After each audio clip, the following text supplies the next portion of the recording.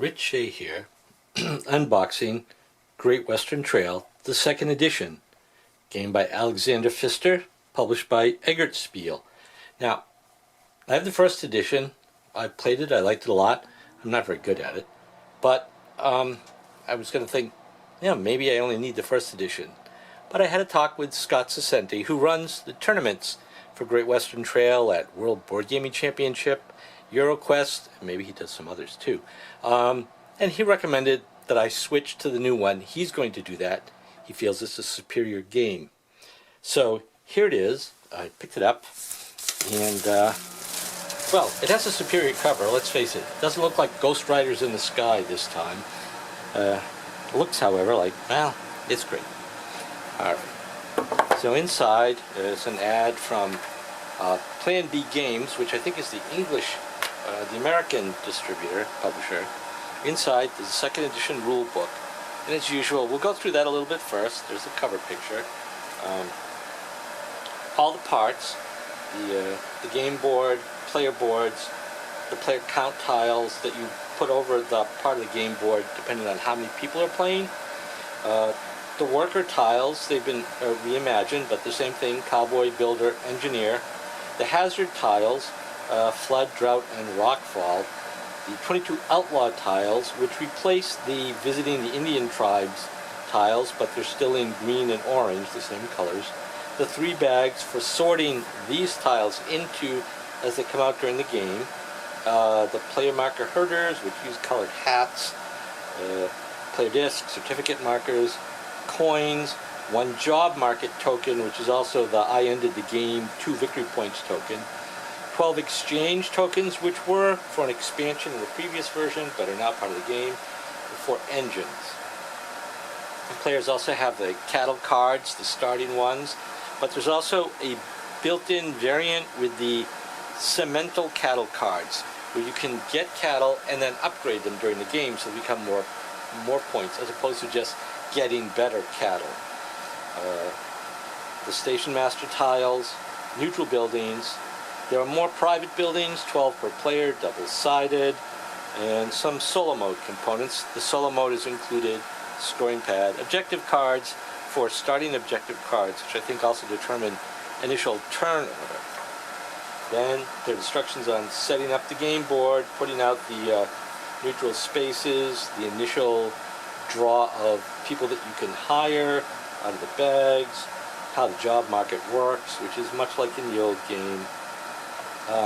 Setting up Outlaws, which I think you go after to get money, and also there are victory point things involved. So Outlaws, setting up the cattle market, determining the private buildings. You can play with a standard side, or if you've played more than once, you randomly determine which of the 2 sides everybody uses. 1 player flips them, everybody copies that, so you're all using the same buildings. Otherwise, it would be sort of unfair. Okay, so you build a deck of cattle, you take them to market. So first, you move your herder along the trail, then you take the action where you reached, then you draw your hand size back up, because many of the actions are going to involve discarding cards or acquiring cards. So your hand is going to change as you move along. So moving the herder, the usual, there are limits. Your own spaces are the ones you want to end on, or the public spaces. You might have to pay people to pass through certain points. And then there's discussion of how each of those work. Phase B is using the action. So each of the actions is described. There are local actions, auxiliary actions, the regular actions on the building. Okay, and then how to deal with each one of them, especially how to manipulate the worker tiles in the market, how you can buy them. Phase B, okay, we're still going. You can get some income. When you deliver to the market, that's the important part. You get to Kansas City with your deck of cards, okay?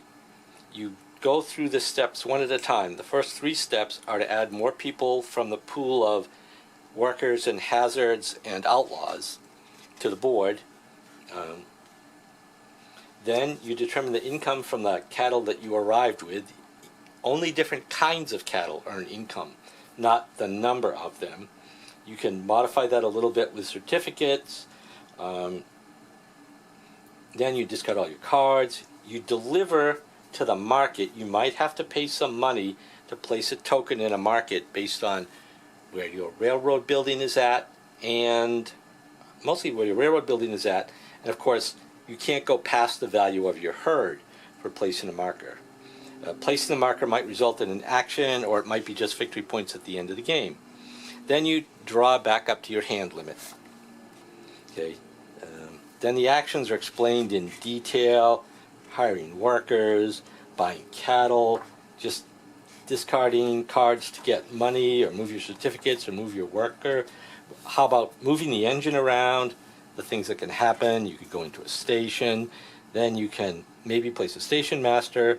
Certainly mark off the station space if you pay for the upgrade, which is worth points at the end of the game. And getting markers out off your player board and onto the main board improves your actions and also can get you victory points. So it's important to do that. Objective cards, where endgame objectives for doing certain things like having built buildings or cleared hazards, placed your tokens at certain places. You can acquire those, and you hope to score them at the end of the game. Building buildings, the rules for that: you need a builder factor, or you have to overbuild one of your own buildings with a better building, but you only pay the difference in the costs in both builder ability and money. Okay, collecting bounties for outlaws, the auxiliary actions and how those work, and gaining an exchange token. So an exchange token is basically lets you discard some cards and draw new cards, which is a fairly powerful action, and do it when you want to. Removing a hazard, which both might be for endgame objectives but are victory points by themselves, but it costs money. And you might get extra moves. The game ends when we get to the last space of workers, and we're filling up that row. That player is their last turn. Everybody else gets one more turn, and then the final scoring. Money's worth victory points, but don't do that. Sum up all the victory points on your herd of cattle. Get the victory points from where you delivered to. Many of them require that you deliver to 2 consecutive places to get the victory points in between. There are victory points on places where you put tokens on stations. Victory points for hazards you removed. And then, oh, sorry, that's the points for your building tiles. Those are all worth points. Then your cattle, some of them are worth points. Then your objective cards that you can complete. Now, if you put out an objective card you can't complete, you're actually going to lose victory points. Okay. Tasks for the station masters: 4 victory points for each worker in the fifth or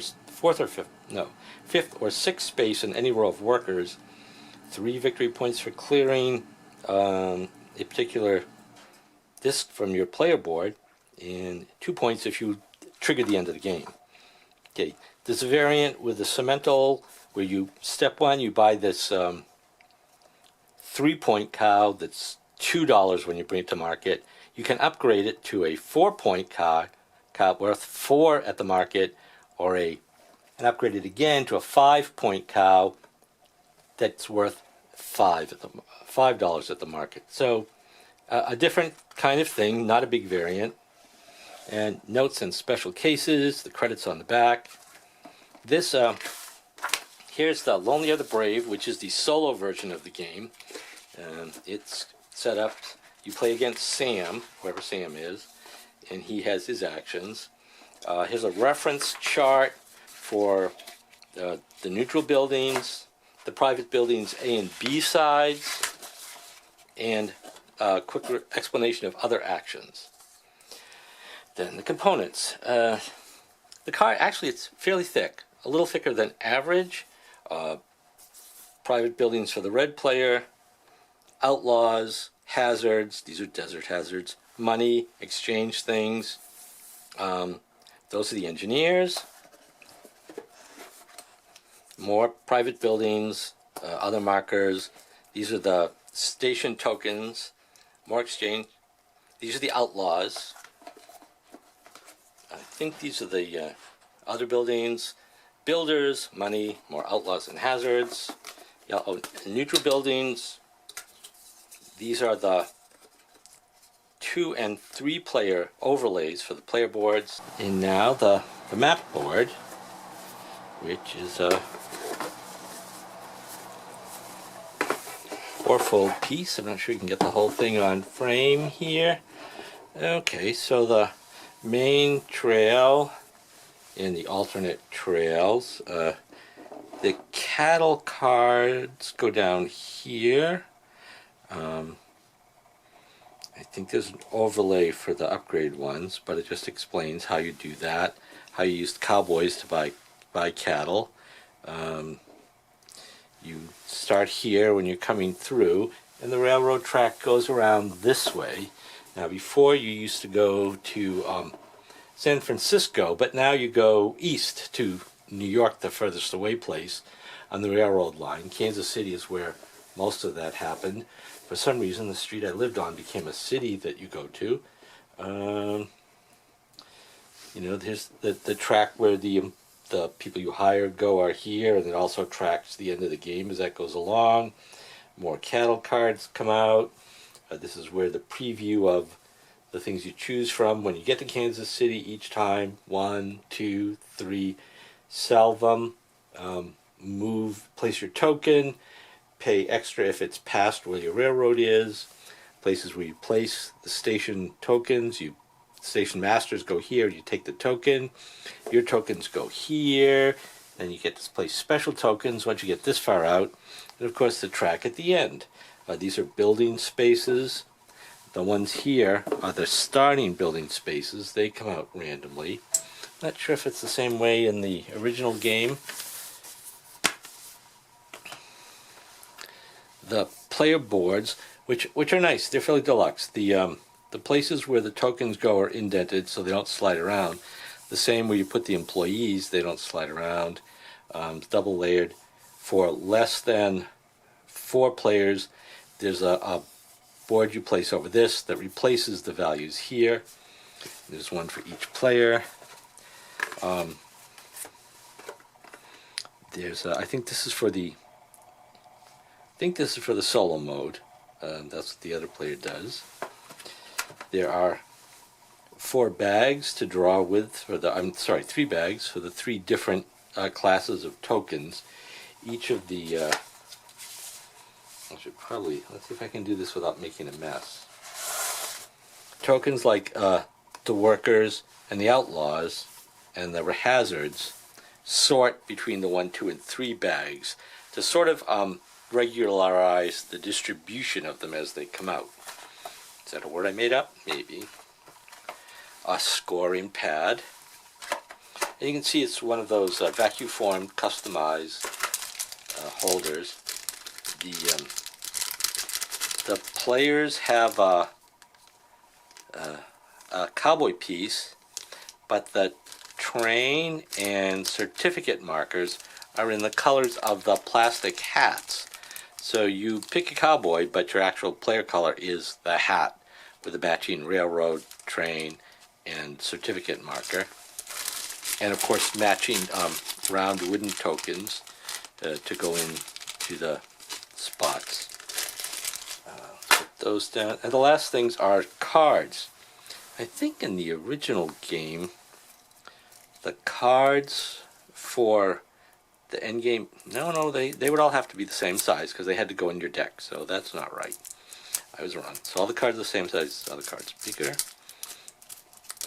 I don't know. But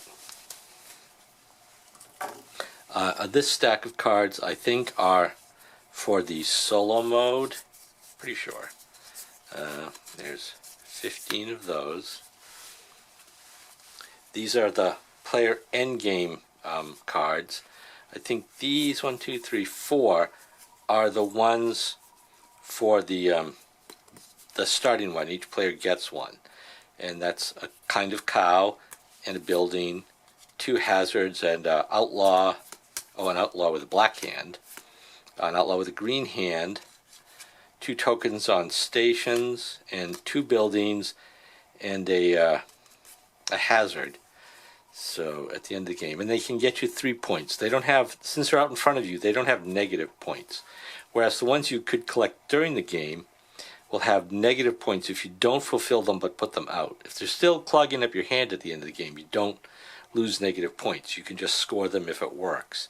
And this would be like 3 3-point cattle and a building. Also, when you play these out of your hand, you get a bonus, which in this case is 2 coins. This is a 3x exchange. That's a 3 move without paying penalties. Move your locomotive 2 forward, or 3 forward in this case. So take a single action or a double action. But of course, if you play this one out of your hand, you're committing to going to New York to get 5 extra points on top of the, I think, 18 you already get. Well, anyways, and these are the extra cows, the cementals, where when they're a calf, I think they count as 2 points, 3 victory points at the end of the game. If you upgrade them, they count as $4 and 4 points at the end of the game. And when you super upgrade them, 5 points at the market and 5 points at the end of the game. And then just the regular upgrade. These are the 5 value Herefords that are worth 7 points at the end of the game. Shorthorns, 3 points at the end of the game. And then in here, probably the rest of the cows, including the player's starting cow hands. Cow hands, not really the cow hands. A hand of cards, which is different than a cow hand.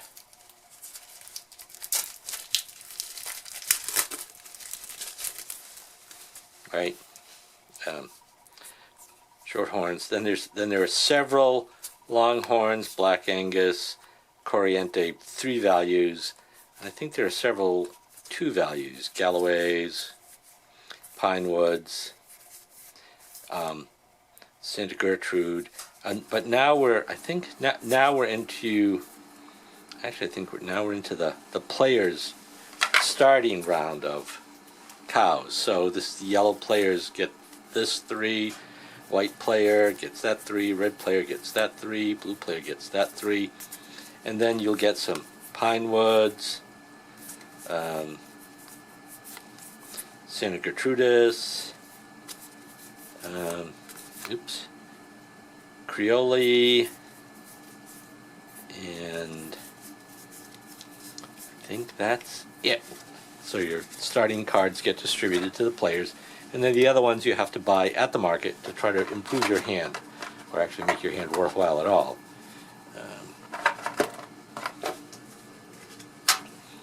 And I think that's all the components in this game.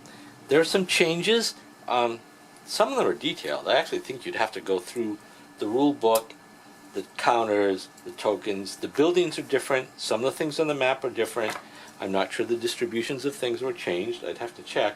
Might actually do a video on that, so watch for that with all the differences between the old and new game. So I think it looks a little bit better. I hear that it plays better, that the changes that have been made are useful and effective, so I'm looking forward to that. Well, I hope this helped you understand whether you'd want to buy this one or upgrade, sorry, there's no upgrade path, or replace if you already have one, because the old one is still a great game, and it probably always will be, but the new one is a slight improvement. But let's face it, it's not cheap. Games are not getting any less expensive. But I hope this gives you an overview and will help you decide what to do for your gaming hobby. Thanks for watching, and watch for more of my unboxings with short explanations of how the games work. I hope they find them helpful. Let me know. Bye for now.